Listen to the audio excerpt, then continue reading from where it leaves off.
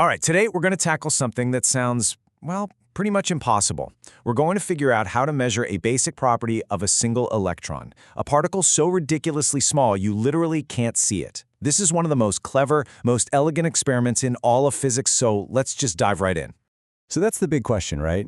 It sounds like a riddle. You can't just pop an electron on a scale, you can't measure it with a tiny ruler. So how in the world did physicists, way back in the early 1900s, manage to nail down its most fundamental property, its electric charge? Well, the answer came from an American physicist named Robert Millikan. And his Nobel Prize-winning method was it was ingenious because it was so simple. He used stuff you could probably find in a garage, oil, and then pitted two of the universe's biggest forces, gravity and electromagnetism, against each other in a brilliant showdown. Now, before we get into the how, we really need to understand the why.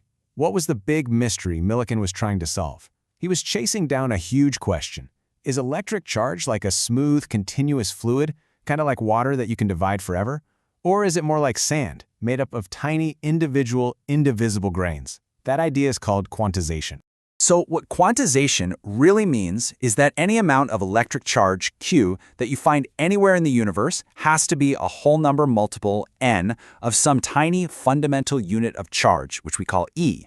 So you could have a charge of 1e or 2e or maybe 27e, but what you can never ever find is a charge of, say, 2.5e. It's just not possible.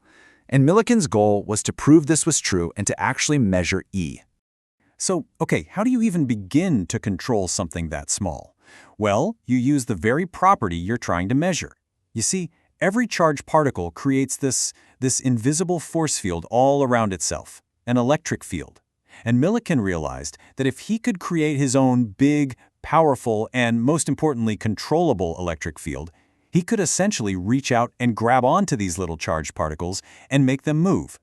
And that brings us to the machine itself. I mean, it looks pretty straightforward, but every single part of this setup is designed to make an unbelievably delicate measurement. So let's break down exactly how this thing works. Okay, so at the very heart of it, you've got these two metal plates. A power supply lets you create this really strong, uniform electric field between them. Then you've got an atomizer, think of an old-school perfume sprayer, and it puffs this superfine mist of oil droplets right into the chamber. As they spray out, they get a little static charge. A bright light makes these microscopic drops shine like tiny little stars, and a microscope lets you sit back and watch the whole show. Now, once you've got a single tiny oil droplet floating between those plates, the real experiment begins. And what's happening is basically a microscopic tug-of-war. We're about to precisely measure all the forces pulling and pushing on this one little speck of oil. So check this out. This is the really clever part. With the electric field turned off, the droplet just falls. Gravity's pulling it down, of course, but you've also got a couple of forces pushing up. Buoyancy from the air and air drag, just plain old air resistance. But then you flip the switch, you turn on the electric field, and bam! You introduce this powerful new upward force, the electric force. And with it, you can slow the droplet's fall, you can make it hover perfectly still, or you can even make it rise up against gravity. The actual procedure then is like this two-step dance. First, you find a good-looking droplet, and with the field off, you just time how long it takes to fall a specific distance. That gives you its terminal velocity. That's the constant speed it hits when gravity is perfectly balanced by air resistance. Then, you flick on the electric field and time how long it takes that exact same droplet to rise back up that same distance. And you just do this again and again and again, getting super precise timings for its fall and its rise. And here's where we move from the physical lab bench to the world of math. We've got our measurements, right? The fall speed and the rise speed. Now we're going to use those numbers to calculate the invisible property we've been after this whole time, the total charge on that single tiny droplet of oil.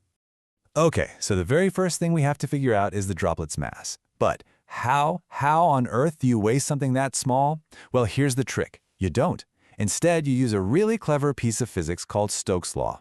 It basically tells us that by measuring how fast that droplet falls through the air and knowing the viscosity of the air, how thick it is, you can actually calculate the droplet's size.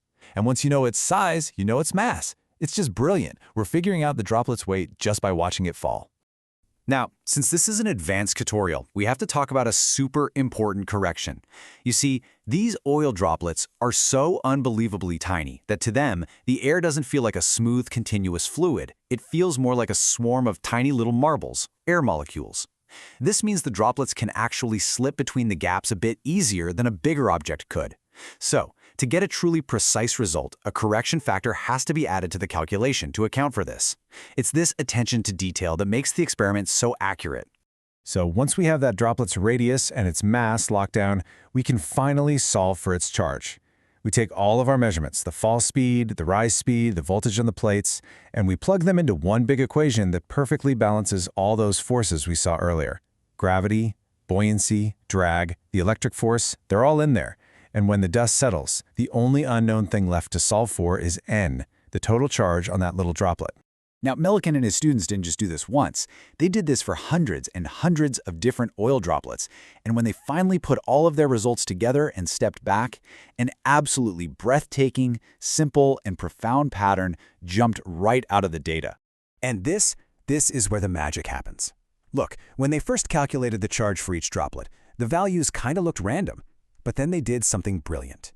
They took the absolute smallest charge they ever measured, and they divided all the other charges by that one smallest value. And what did they get? The results were always incredibly close to whole numbers, 1, 2, 3, and so on. They were never getting numbers like 2.7 or 3.1. And a pattern that clear is, well, it's not a coincidence. This was it. This was the smoking gun. It was direct, undeniable experimental proof that electric charge is quantized. It only comes in these little discrete packets. A droplet could have one packet of charge, or 2 or 3, but it could never, ever have a fraction of a packet. And the value of that single fundamental packet of charge, the charge of one single electron, was measured to be an incredibly tiny 1.602 times 10 to the power of -19 coulombs, which is our standard unit for charge. Think about that. One of the fundamental constants of our entire universe, measured with nothing more than oil, gravity, and an electric field. And you know, the impact of pinning down this one number was just enormous.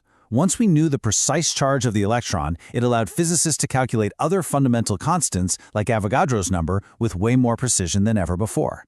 It really makes you wonder, right? The next time we manage to measure one of these fundamental constants with even better accuracy, what other doors is it going to unlock? What other secrets of the universe are just waiting to be found?